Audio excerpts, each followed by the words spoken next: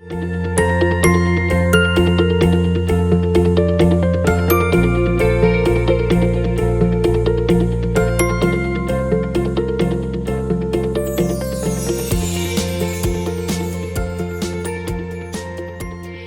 Shalom, everyone. It's Rebecca Levis. I'm coming to you from San Diego, and we're going to study Torah together today.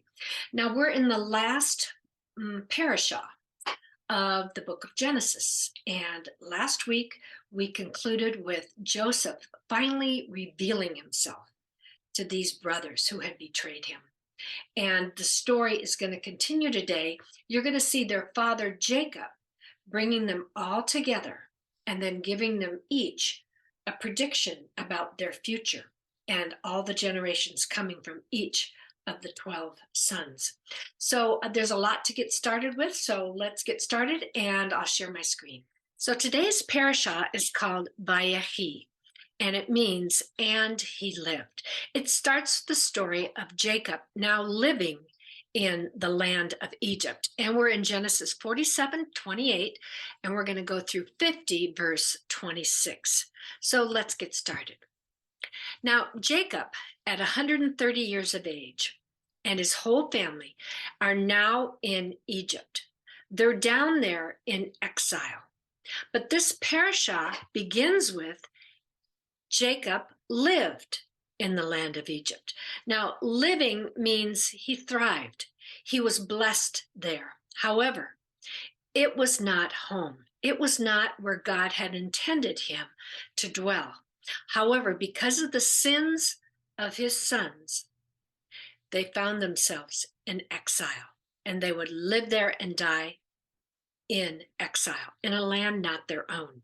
And I was thinking, this is so much like all of us today. Those of us who were cast out of the garden, and because of sin, all mankind fell. And now we're living in a spiritual exile. The moment we're born with the sinful nature. We already want our own way. Nobody has to teach us that, right? But the spirit in us is now empty. It was never restored. And so this is all about redemption of the lost or the scattered. And then at the end, bringing them all together as one. So this is a story in the here and now with this family, but also it's a picture that's bigger. It's a picture and prophecy of the final days when the Messiah returns and he brings all the scattered people back together under one authority. And this is the story of today. So we can apply this to our life because now we believers live under the authority of the Messiah. And when he comes back in his second return, then all the world will benefit. And that's the whole point of the Jewish people, is they were to be a light to the nations. They were to impact other nations, not vice versa. So let's look at the story. They sojourned in a land of Egypt. Now, to sojourn means to live temporarily as a guest. And isn't that what we talk about as believers in the New Testament? We say, and Rabbi Shaul Paul also says, this is not my land. I'm living here, but this is not where my heart is. My heart wants to go home. To be present here is to be away from home, because this is our temporary dwelling place. And so this is the story of Jacob temporarily dwelling in exile. So it's the beginning of what they call in Judaism the galut. The galut means exile in Hebrew, and it comes from the word galah. And here it is down here, gimel lamed hey, and it means to expose, to lay bare, to live under a foreign rule. This is the condition of the world right now. Everyone who does not believe in Jesus as the Messiah and is not called a child of God, then they're living exposed to whatever comes in this world under the authority of this world, which is Hasatan, or Satan. And so that's what it means to be in exile. You're exposed, you're laid bare, you're living under a foreign ruler. And this is the condition of our world today. So this is called the scattering, the diaspora. And it is the scattering of the Jewish people throughout the whole earth. So scattering is negative. Gathering in the Bible is always speaking of redemption. So when you hear the word scatter, you're thinking exile. When you hear gather, you're thinking redemption, because that's the whole purpose of bringing many together as one. That's the whole Bible, the redemption story about restoring God's kingdom. So this is where we're going today. So Jacob lived first 17 years with his son Joseph before his brothers threw him in the pit, remember? And then it was another 17 years that Jacob lived with Joseph down in Egypt before Jacob died. And he died at 147 years. So Jacob spent a total of 17 before he was thrown in the pit, and another 17 for a total of 34 years with this son, the son that he loved. Now, in Gematria, each letter of the Hebrew alphabet has a number, just like in Latin. So like the first letter, Aleph, is number 1. So if you're going to chapter 1 of something, it'll just have an Aleph at the top, and you know it's chapter 1. And Bet, Dalet, Gimel, etc. Now, in this Parashah, we see that it's called Vayechi. And what's interesting is these letters add up to exactly 34, the number of years the Father spent with the beloved Son. So it's almost like you can see this bigger picture of the reuniting of Father and Son. And that also foreshadows Jesus, because he was with the Father and then he left and then he was restored back to the Father. So this is definitely a picture and a foreshadowing of the Messiah. Now, Vayechi means and he lived. And let's look at what comes out of that Vayechi. It's the word Chai for life. And it has 2 letters. This is a Het and a Yod. And together they equal 18. Now remember, we said 8 is the number of new beginnings, and 10 was the number of completion, or when something is perfect. That's number 10. So together, to be complete and to start over is when you have life. So that is the whole picture of the new spiritual life that we have in Messiah. And did you know that in the Hebrew culture, 18 represents a lifestyle or someone who's generous or kind, thoughtful, good, good-natured, moral, or ethical. And so what they do is they give them for gifts multiples of 18. So if you graduate from high school, they might give you $36 times 3, which would be 18 times 6. So they always look at 18 as a special number, and it's the number of life. I love knowing this about the Hebrew culture. It really does make it more fun as we learn, right?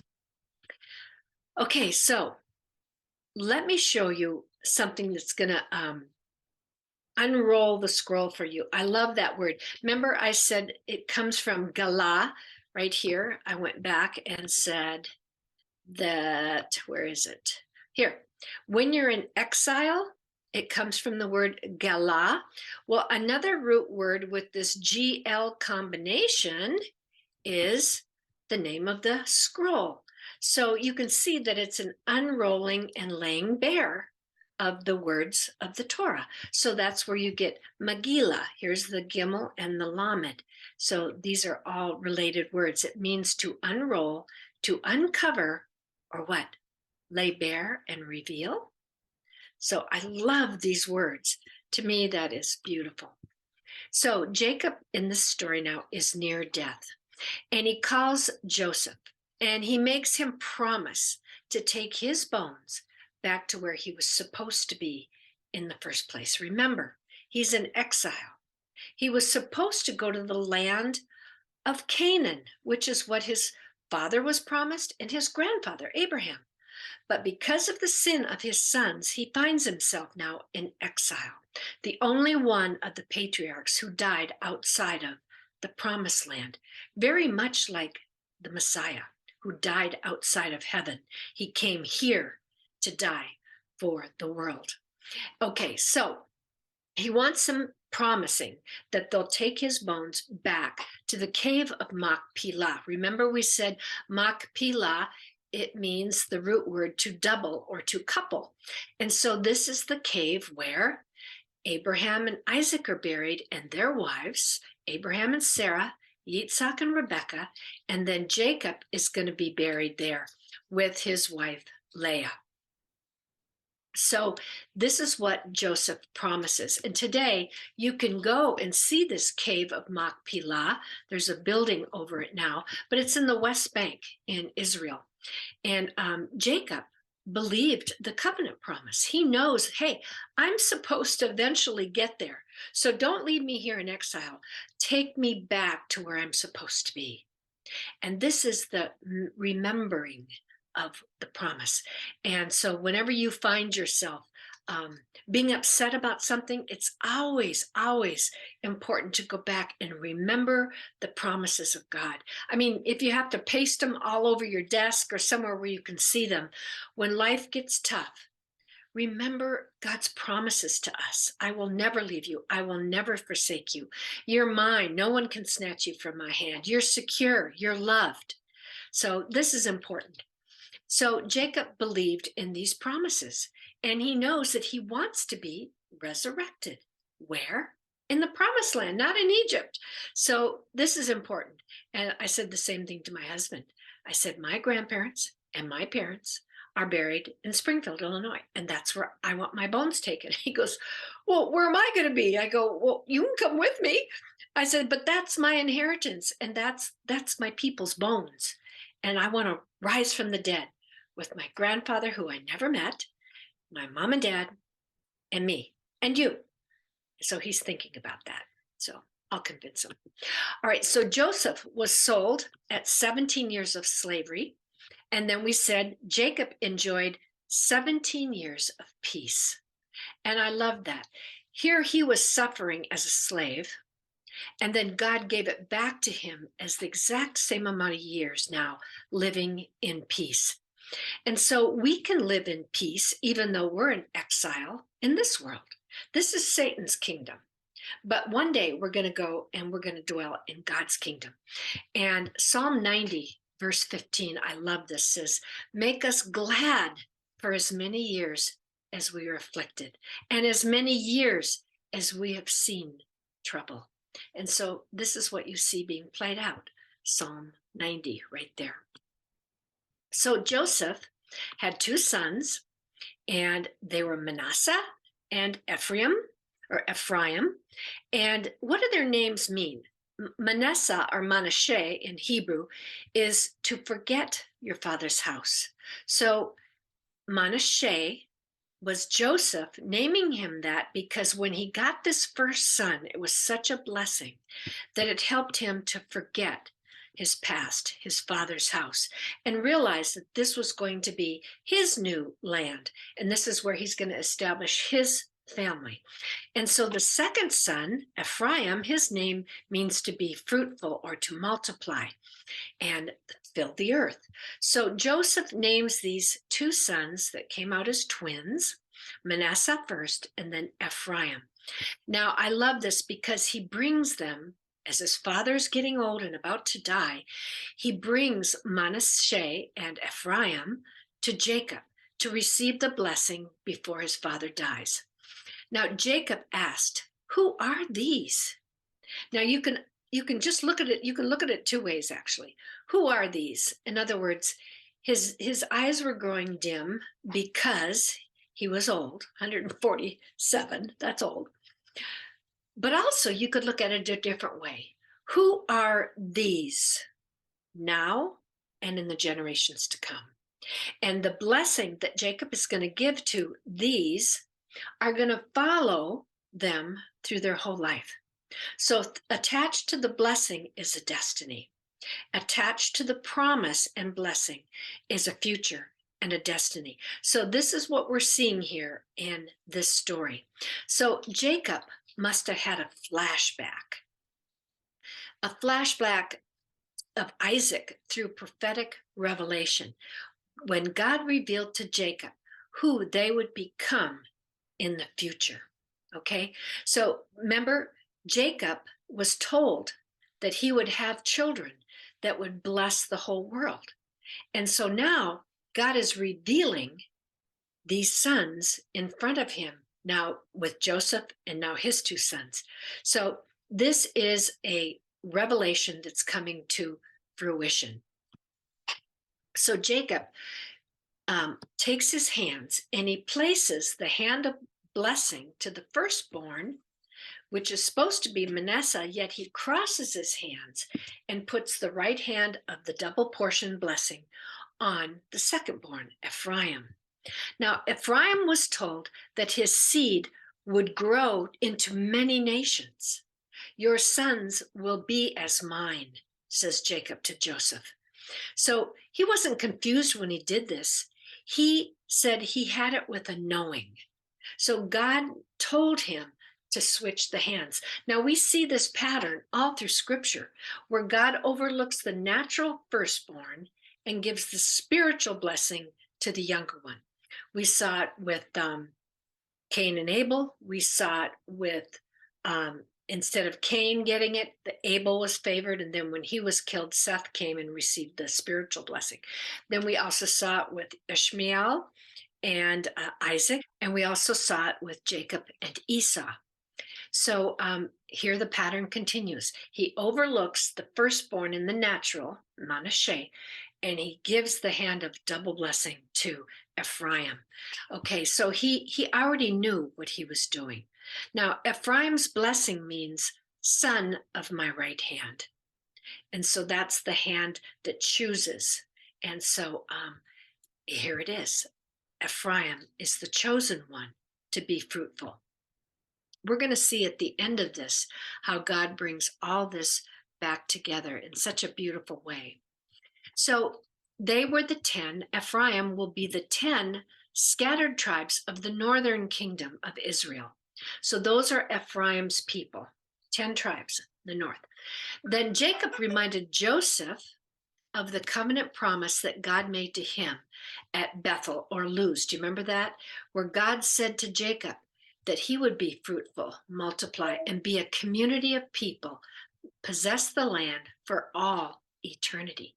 Not temporarily till someone else takes it from you, but for eternity, it will be the eternal possession of Israel and the sons of Jacob. Now, this is not going to change because somebody politically wants different parts of the land. It's never in God's eyes going to change. And so he says, you're going to be a community forever. And again, this applies to you and I as believers in the Messiah. We have an everlasting community. And that word in Hebrew is kahal. And in Greek, it's ecclesia. And in English, it's the word for church. So see, Jacob, through Joseph and his sons, Joseph being the foreshadowing of the Messiah, he says, coming from you is going to be this community or church. So see that? This is a story of you and I being born right here in this story. So by adopting Joseph's two sons, Jacob's blessing was including them in the covenant promises that were given to Abraham and Isaac. So he's including these sons of Joseph as if they were his very own. This balances out in the end as we see the Levites not given their own land because they're going to be the priesthood. So now to fill in, you'll have this extra two sons. Joseph will be gone, and you'll see Manasseh and Ephraim taking those two spots. So this is important that you see that this is happening here in the story. So the blessings involved an important word that here is really, I say, lost in translation. Now look, the English says, may they, the two sons, grow into multitudes. Okay, if you were just reading this in English, that would have no meaning except, okay, they're going to multiply. But let me show you what word they use here. It's a very interesting word in Hebrew.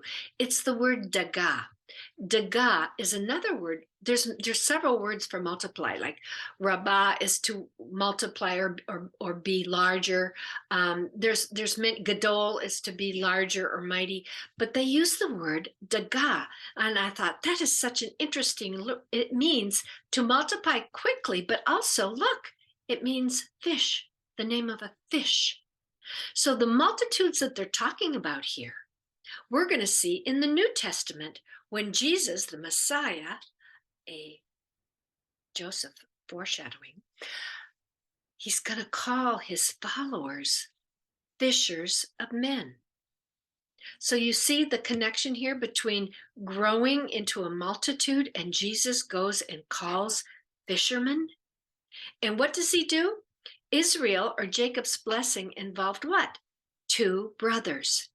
And in the New Testament, in Matthew 4:19, we see Jesus was walking near the sea, where the fish are, of Galilee, where he was ministering, and called two sets of brothers, Peter and Andrew, James and John. They were fishermen.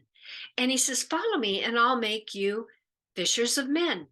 Dag, here's the word, D-A-G, dag is a fish. So see that connection? This is the promise fulfilled in the Messiah when he calls us to be fishers of men. So that's something you wouldn't see except in Hebrew. Now, Jewish parents, did you know, say a blessing over their children on every Shabbat, and it begins with the sighting of first 3 stars in the evening. Shabbat begins, and the father takes his hand and he blesses sons and daughters. And what they say over the son is this: may you be like Ephraim and Manasseh. Now, why them? Well, they were the first brothers in the story of the Bible without conflict from one of the patriarchs. Did you ever think about that? They're the first 2 brothers that never had to separate. And you see, it's the third Jacob.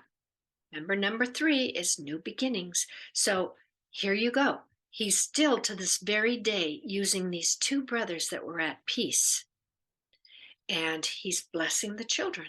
And for the women, they say, may you be like the matriarchs, Sarah, Rachel, Rebecca, and Leah. So they're saying this blessing is going to just continue and continue. And this is what Jewish people all over the world do every week to this day, thousands of years later. So Jacob said to Joseph, God will be with you and take you back to the land of your fathers. I will give you a portion above your brothers in the land of your fathers. So he's telling Joseph that he's going to give him this extra portion. And again, it's paying back what was lost, giving him more than he would have gotten with the brothers throwing him in the pit. So this is the double blessing that he's blessing Joseph with. Portions above the brothers. So Jacob says to everybody, gather together and hear, and I will tell you what will happen in the Acharit Yamim, which is the end of days, or sometimes what we call the last days. And I love these words. Jacob is talking about, of course, the descendants and their character and their roles. So he's going to give a blessing to each of the 12, and attached to that blessing is going to be a destiny. So he says, gather together, hear what is going to happen in the end of time. So not necessarily to these men personally, but through their tribes, things that will be happening in the end of time. So I always say, keep your eyes on what's going on in Israel and among God's people. So like Adam, naming the animals, remember he watched them and see what they were doing, and then you got a name, you were given a noun. So if you're running around in circles, then you get the name Egol, which is circular in Hebrew. And that's where you get the name calf. They jump out of the stall and they're happy and they run in circles. So same thing, your name says what you do, what you're going to be. So this is part of this blessing. So Jacob is seeing into the future, and he's speaking a blessing over the generations to come. I think this is a beautiful thing to pick a Sabbath day, lay your hands on your children and give them each a blessing. Speak life into them. Speak blessing, speak future, speak destiny into your children. And they're never going to forget those words. I remember as a little girl, this is just a side story. I prided myself in being able to do things really quickly. And my father one day said to me, "You know, Dodie," Dodie was my nickname, and I found out later Dodie means my beloved in Hebrew. I didn't find out I had this Hebrew heritage until I was in my late 40s, early 50s. And my father called me Dodie. And he said, "You know what, Dodie?" He said, "You have fast hands." And I thought, I do? My father thinks I have fast hands. And do you know what? I got my only A's in nursing school in the emergency room and intensive care. You know why? Because you had to have fast hands. You had to think quick, you had to do things quick. And I always remembered as I was scurrying around, okay, quick, get the ET tube. Okay, grab that IV. Okay, you move them over there. Okay, you stand here. I was doing it so fast, and I could hear my father's words: "You have fast hands. You have fast hands." And as I did my nursing, it always reminded me of my destiny, that it was more than just a job, that it was a destiny and a calling. And that's exactly how I looked at my nursing career. So speak life over your children. Now, some sons will get a blessing from their father Jacob, some will get a rebuke, but all will get a destiny, a prophetic destiny. So let's look at it. What will it be? So let's look at the words Jacob used to call his sons together. He said, "Gather together, listen, and assemble yourselves." So the word gather is asaph. Asaph is part of Joseph's name. And look, it means to collect from an inappropriate place. So when you gather, it's where you're not supposed to be. And now you gather together where you're supposed to be. That's the unity of the Bible. So to bring together, return to its proper place. And that's exactly what happens in a harvest. You plant the seed, it grows, you take it off, and you bring it back to where it came from, in the hands of the one who sowed the seed in the first place. And I love that because it's also the name for a rear guard. And sometimes that's what God has called our rear guard in the Psalms. And then he says, listen, and it's the word Shema, the number one prayer in Judaism, right? Shema means to pay attention, to listen intently, but also that word Shema does not just mean listen, it also means obey. So when you listen to the Father, he expects you to obey him. That's the right relationship between father and sons. So he uses that word here. He says, Shema, listen and obey. And then he uses the word assemble yourselves. And that's the word kabatz. Kabatz means to keep together, to collect in a central place. And it's where you get the word kibbutz, where they all gather and have things in common. And that comes from this word, to assemble. So he wants to bring us together as one. And that's the whole point of this story. He's calling his sons together as one. So remember, the right of the firstborn had three privileges. He got the double portion, but he also had the authority in the absence of the father to lead the rest of the family.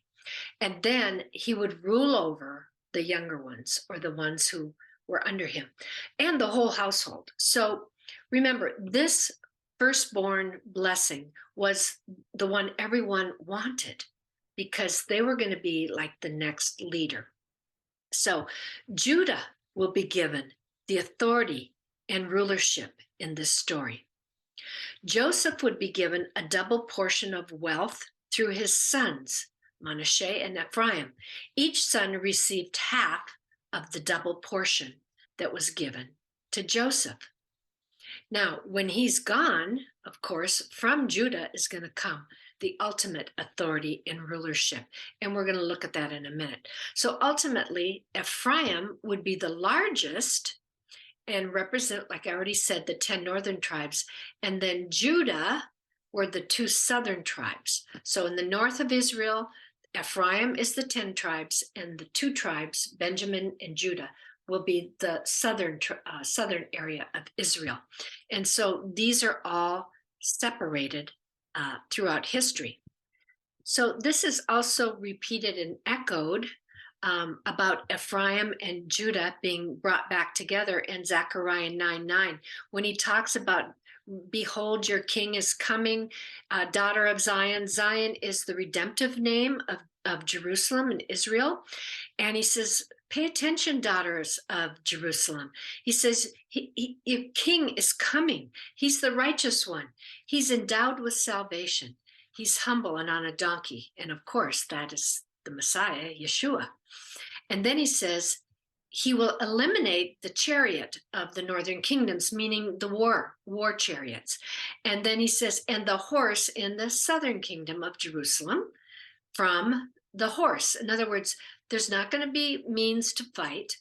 And I'm going to take the bow of war, will be eliminated. And I'm going to speak peace to the nations. So isn't this what Jacob is doing in this story? He's bringing all back together to be united and to speak peace to one another. And so then it says, here's the restoration of what? Judah and Ephraim in the end. He says, as you also, because of the blood of my covenant with you, I have set your prisoners free. From where? The waterless pit. That's exactly where Joseph was thrown. And because of that waterless pit and him surviving, God then took all of them to Egypt, saved them all.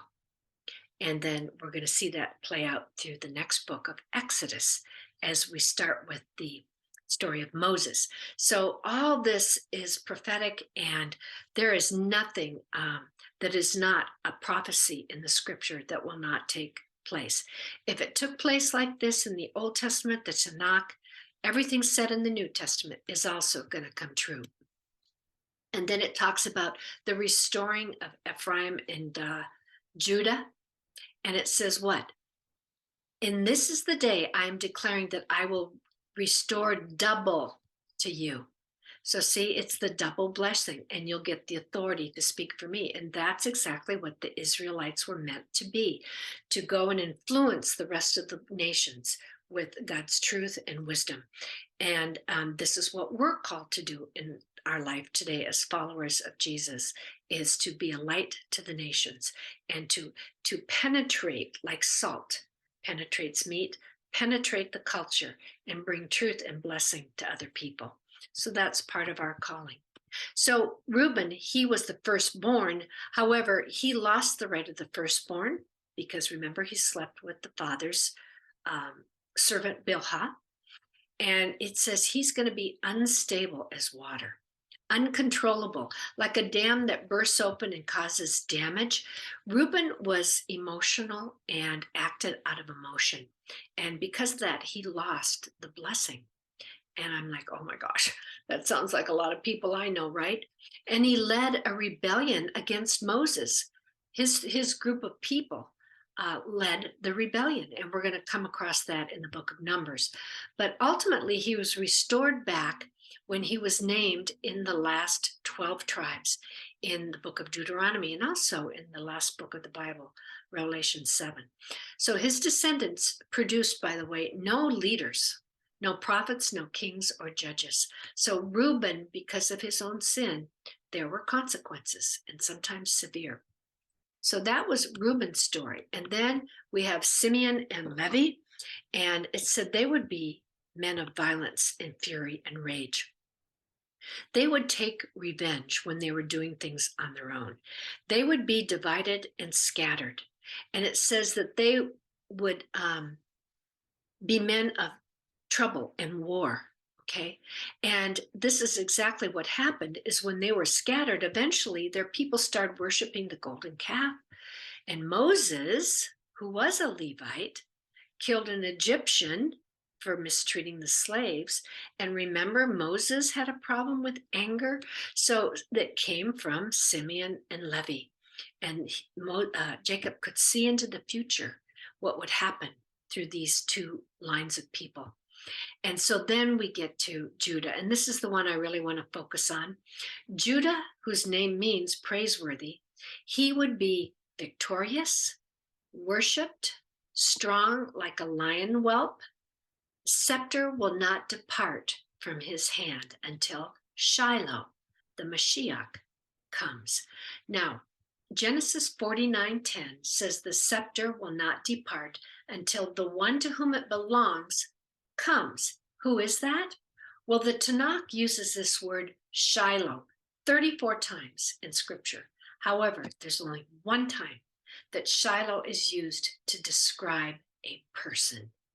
And those that believe in Yeshua know that Shiloh is going to be the Messiah. Okay, so it was the first place, by the way, where they erected the very first tabernacle. Remember that? It was set up by Joshua, and it remained there almost 400 years, where people, it would be a place that would be a permanent place until the first temple was built. And that was Shiloh. And I visited Shiloh, and it was so fantastic. We found all kinds of pottery shards. There was a group digging up things there. And I was just imagining as I was picking up these pottery shards, like what was going on during the time of the judges, and all of that tabernacle worship was going on there. It was fantastic.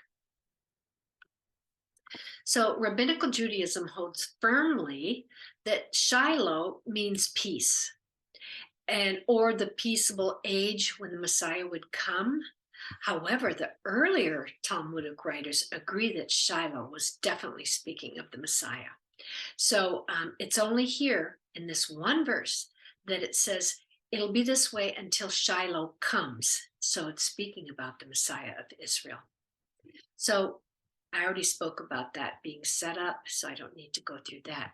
And then I give you some more blessings for each of the sons of Zebulun, Dan, Issachar, Daniel. I think this one's interesting. We see Daniel in the story of Belshazzar in the writing on the wall. Do you remember that? Daniel would be the judge, where he says, you've been weighed and found wanting. And Samson was from the tribe of Dan. They would be judging. Okay. Samson would ultimately bring judgment upon the pagans, remember, pushing down the towers. In Canaan, Dan's descendants, by the way, bordered the Philistines. And so when they all came in and were given their land, Dan's people didn't want to be that close to the Philistines. And because they were so pagan and cruel, the people of Dan kind of assimilated into all the other parts of Israel. So today, they've kind of disappeared, and they're not even named in the tribal lists of Revelation 7 or First Chronicles. Interesting, huh? So out of fear, they left where God was supposed to place them. So you wonder, gosh, if they were to be judges and they were to be used by God to bless those around them, what might have happened had those people stayed in faith instead of left in fear? And in the end, they came to nothing. So I'm like, wow, that's a lesson for all of us to learn. God calls us to a certain place for a reason, to impact those around us. And we should never be afraid where God places us, because we're there for a destiny of someone around you. So if you can look at it that way, you never mind it when God gives you a new job or you have to move to another city or whatever. So after he gives Dan the blessing, he ends it with, for your salvation, we wait, O Lord. So after Judah, he gives this hope. We wait. It's the word kavah, and that's the word hope. So right after he gives Dan, who like assimilated and got lost, he speaks of salvation. So it's kind of like a little hint that after Dan gets lost, we're going to still wait and have hope for our salvation. And that's what Yeshua's name means, salvation. So the sages understood that Jacob's explanation would reflect his longing for the Messiah, the true judge of Israel, and ultimately salvation for the whole world. So observant Jews pray that blessing 3 times a day. Notice how the name of the Messiah finds its way into this blessing 3 times. So 3 times a day, the word salvation, which is the root word of Yeshua's name, is spoken 3 times. Here's the prayer. Cause the branch of your servant David to blossom forth speedily and lift up his horn through your, Yeshua, salvation. For we wait or hope for your salvation every day. Blessed are you, Lord, who causes the horn of salvation, Yeshua, to blossom forth. And this is the name of the prayer that they say 3 times a day, and it has the word salvation in 3 times. And I just put a picture of it here so you could see what it looks like in the Hebrew. And then I wanted to show you his name, Yeshua. And here's the letters for his name, Yod, Shin, Vav, Ayin. And it's the hand, the right hand, and that's the hand of blessing. So it's actually Yeshua's name is found in the right hand of blessing. So I thought you would like to see that as well. You could probably take a screenshot of that. And then he gives Gad and Asher. I love Asher. That name means peaceful. There's going to be peaceful people that come from that. And then Naphtali, and then in the area of the land of Galilee, this is where Yeshua began to minister and call his disciple. And so that's Naphtali, to wrestle in order to set free. Isn't that interesting? So his area of land would actually become where Jesus would minister. So look at the hints there. He's going to come to set us free, and that's where Galilee is. Okay, moving on, and we're almost done. He calls Joseph the fruitful vine planted near a well. But it said archers will attack him, but he will remain steady and strong, like a shepherd. And remember, we said Joseph is a foreshadowing of Jesus, our good shepherd, the rock, the Prince of Peace. And then Benjamin would be a wolf, bringing victory to Israel. And that is the southern tribe. Interesting, Israel's first king, Saul, was from the tribe of Benjamin. And Saul, or Paul of Tarsus, was also from the tribe of Benjamin. And he said he'd be like a ravenous wolf. Why? Because the wolf would always have victory and bring its prey back home. So it would be a sign of somebody who would be victorious.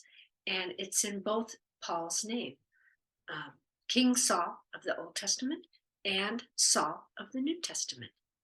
So I think that's interesting as you look back to that destiny that's coming. Then Jacob said to Joseph, I'm about to die. Your words on your deathbed are usually your most important, right? So he said, this is what he wanted to tell Joseph. Don't worry, Joseph. God will be with you and will bring you back to the land of your fathers. You're not going to die here like me. You're going to be carried back to the promised land. And as for me, I have given you Shechem, 1 portion more than your brothers. He's going to give them the double portion, which I took from the hand of the Amorites, which was Esau's people, with my sword and my bow. So he had to fight for that double portion that he was going to give his son, Joseph. Sword means to be sharp or have wisdom, and the bow means to propel forward or to excel. So with wisdom and excellence, he won that land. And that's exactly the picture of the Messiah, that through his wisdom we live, and he propels us forward in the power of the Spirit to have a victorious life. So Shechem is the portion of land he's going to give him as that extra portion, and it means to shoulder something or responsibility. Shechem means to hold a burden. And so this is the burden that we are blessed to carry. It's the burden for the salvation of others around us. And that I carry with great humility and honor. So Jacob dies at 147 and Joseph weeps. Okay, weeping is biblical. Okay. He's weeping for him as a son, but also all those lost years and possible lost dreams. We all have dreams for our children. And sometimes we forget to speak life over them so that their dreams can be fulfilled, speaking prophetic life and wisdom over your children. And this is exactly what we saw in the New Testament with Jesus when he was praying in the garden and he looked down over Jerusalem, which is behind me. And he says, "Oh, how I longed to what? Gather you." There's the name of Joseph. I long to gather you, just like Jacob gathered all his sons. And so, did you know that the physicians took 40 days to embalm, and all of Egypt mourned for Jacob for 70 days? 40 days to be embalmed, and 70 days total. So, when they reached the plains of Mamre, they mourned there another 7 days. So, in the end, you have 77 days. And that's the double portion. 7 means holy, complete, and you get 2 sevens, 77. So that's basically the end of the story. And so, as we know, Joseph foreshadows Messiah ben Joseph, and Jacob's blessing then to Joseph can be understood to speak of a future Messiah who would what? The government will be upon his shoulders. And that's exactly what we see in Isaiah 9:5. Unto us a child is born from the tribe of David. Unto us a son is given, and the government will be upon his shakam, shoulders. And he will be given the name Wonderful, Counselor, Mighty, God, Eternal, Father, Prince, Peace. And this is exactly what the Messiah, those are his names. And so I love to look at this and go, oh my gosh, all of those names describe the character, the authority of ultimately the Messiah when he comes as king. So they mourned for Jacob. It says all of Egypt went in this long funeral procession. And it says that look how many came, the dignitaries, the members of his court, Pharaoh's court, all of Joseph's family, all the horsemen, all the chariots, they all came to accompany Jacob. Why was this so important? Because when Jacob came and dwelt in their land, the famine stopped all over the world. So it was almost like they related Jacob and his family to solving the problem of famine. And you can even look today, the church represents spiritual food and goodness. And the world under the kingdom of Satan is in a spiritual famine. So he's being honored, that whole family, as having stopped the famine in the whole world. And so I always think of the song, Swing Low, Sweet Chariots, Coming to Take Me Home. This was the story of Jacob. So Rashi, the most famous rabbi from the medieval times, said that all Egypt went to the threshing floor at the city of Atad and mourned for these 7 days. And he points out that there are 7 days of feasting, just the opposite, and the final harvest. Now remember, we said gather, and he's gathering all his sons because that's part of what we do when we gather at the end of time. And do you know what the only feast that's going to be celebrated in the God's eternal kingdom? The Feast of Sukkot. And it'll be a 7-day feast. And it's the ingathering of all the grain. So see how all these words in Hebrew all are giving you these little hints about what's coming, the end of days, the Akarit Yamim. And so that's why I love to study these things in Hebrew. You see all these gorgeous connections, and it makes studying your Bible so exciting. So after his death, Joseph's brothers were then afraid that Joseph would mistreat them, but what? No, instead, he blessed them and provided for them. And that's Psalm 103:10. He does not treat us as our sins deserve. And I think this is just a perfect place to end today. So here we end the story of Jacob and the 12 tribes. And we're finished now with the book of Genesis. And here's what they say when they finish a book of the Torah. Hazak, hazak, venit hazak. It means be strong, be strong. It's your double portion. And may you be strengthened. And so that's my prayer for you today as we begin this new 2023, that you would be strong, and continue to be strengthened as you study Torah and join me for this wonderful deep dive into God's Word. So Shabbat Shalom, and I'll see you next time as we begin the book of Exodus, or in Hebrew, the book of Shemot. I'll see you then. Bye-bye.